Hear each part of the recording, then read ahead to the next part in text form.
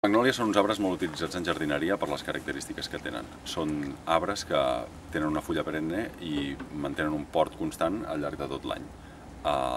Pel seu creixement ens permeten tenir uns arbres amb la forma més o menys que volem. Es poden presentar de forma piramidal o en forma de tronc i copa. Per tenir aquesta forma hem de fer una poda més o menys constant que ha de ser aproximadament un cop l'any. Amb això el que aconseguirem és que tinguin un port contingut i que no tinguem un arbre molt gros.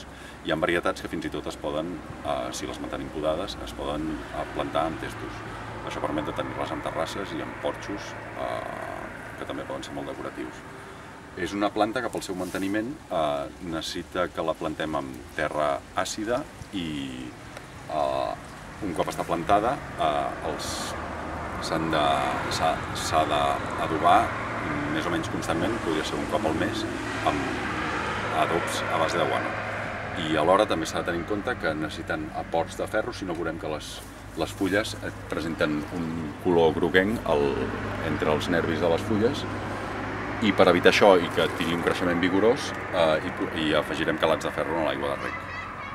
La poda que hem de fer per mantenir la forma de la magnòlia ens hem de fixar sempre com seran els brots de les plantes, com creixeran els brots de les plantes, de manera que, per exemple, si observem que una branca se'n va molt del perfil de la planta que desitgem, farem un tall de manera que deixem el brot que surti, que creixi cap a l'interior de la planta, de manera que contindrem la forma.